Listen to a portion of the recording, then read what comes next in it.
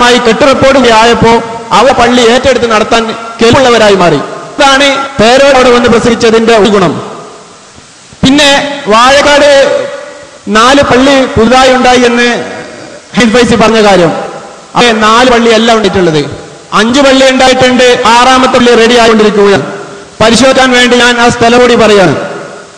വാഴക്കാട് തഴങ്ങാടി ഒരു പള്ളി, എടശ്ശേരിക്കുന്നത് പള്ളിയും മദ്രസയും, വാക്കാട് ചെറുവട്ടൂർ മുജാഹിദ് പള്ളി, ചീനി ബസാറിൽ ഒരു പള്ളി, പൂവാടിച്ചാലിൽ ഒരു പള്ളി. അവസാനം പറഞ്ഞ ഈ 2 പള്ളിയും പേരോട് പ്രസംഗിച്ചതിന്റെ ഇടത്തും വലത്തുമായിട്ടാണ് ഇട്ടിട്ടുള്ളത്. പേരോട് പ്രസംഗിച്ച സദസ്സിന് ഇടത്തും വലത്തുമായിട്ടാണ്, ഇതിനരികിലായിട്ടാണ് ഈ 2 പള്ളി ഉണ്ടായിട്ടുള്ളത്. 6ാമത്തെ പള്ളി വാഴക്കാട് ഗവൺമെന്റ് ഹൈസ്കൂളിന്റെ മുന്നിൽ ഇപ്പോൾ KNM സ്ഥലമെടുത്തുകൊണ്ട് അവിടെ പള്ളി ഉണ്ടാക്കാൻ വേണ്ടി ഒരുങ്ങുന്നുണ്ട്. പിന്നെ അദ്ദേഹം പറഞ്ഞ കാര്യമുണ്ട്,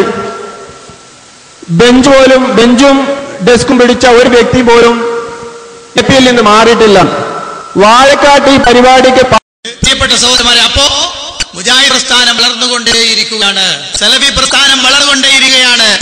ഓഫീസ് പൂട്ടിക്കാൻ കേരളത്തിലോ അല്ലെങ്കിൽ കർണാടകയിലോ ഒരു കുട്ടി വളർന്നിട്ടില്ല, അത് പറ്റിയ ആളുകൾ ഉണ്ടായിട്ടില്ല. അതിന് നിങ്ങൾ LCD കൊണ്ടുവന്നാലും നടക്കില്ല, എന്ത് കൊണ്ടുവന്നാലും സാധ്യമല്ല. പ്രിയപ്പെട്ടവരെ, ഇപ്പോഴാ കേരളത്തിലെ ചർച്ച തന്നെ കാന്തപുരത്തെയും കൂടെയുള്ളവരെയും തുടർന്ന് നിസ്കരിക്കാമോ എന്നാണ്.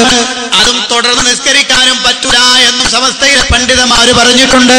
ഹുസൈൻ ചേരാമ്പ്ര, എന്റെ ചോദ്യം, മഹാനായ റസൂൽ സല്ലല്ലാഹു അലൈഹി വസല്ലം തങ്ങളുടെ വേദ ത്രികാശം എന്ന് പറഞ്ഞുകൊണ്ട് ഉടനീളം നടത്തുന്ന കാന്തപുരം AP ബക്കർ മുസ്ലിയാർ, അതുപോലെ സ്വപ്നജീവി, അതുപോലെ തന്നെ പേരോട് അബ്ദുറഹ്മാൻ സഖാഫി, ഇവർ ഇത്തരം തെറ്റ് ചെയ്തു എന്ന് സമസ്തക്കും പണ്ഡിതന്മാർക്കും ബോധ്യപ്പെട്ട അടിസ്ഥാനത്തിൽ ഇവരോട് തുടർന്ന് നിസ്കരിച്ചാൽ നിസ്കാരം സ്വീകാര്യമാകുമോ?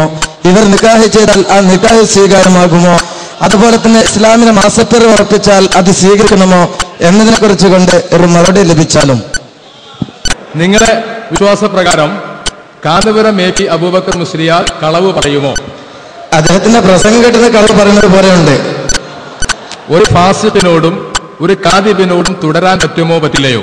ഷാഫി മദ്ഹബ് പറ്റില്ല എന്നാണ്. പ്രിയപ്പെട്ട സഹോദരന്മാരെ, അതുകൊണ്ട് തന്നെ അല്ലാഹുവിന്റെ മതം, ആ മതത്തിന്റെ നിയമങ്ങൾ അതിന്റെ യഥാർത്ഥ സ്രോതസ്സുകളിൽ നിന്ന് മനസ്സിലാക്കണേ. ആദർശപരമായ തീരുമാനങ്ങളെ ആദർശപരമായി തന്നെ കൊണ്ടുപോകാൻ എനിക്കും നിങ്ങൾക്കും സാധിക്കണം. കൃത്യമായ കാര്യങ്ങൾ മനസ്സിലാക്കുകയും ഉൾക്കൊള്ളുകയും ചെയ്യണം.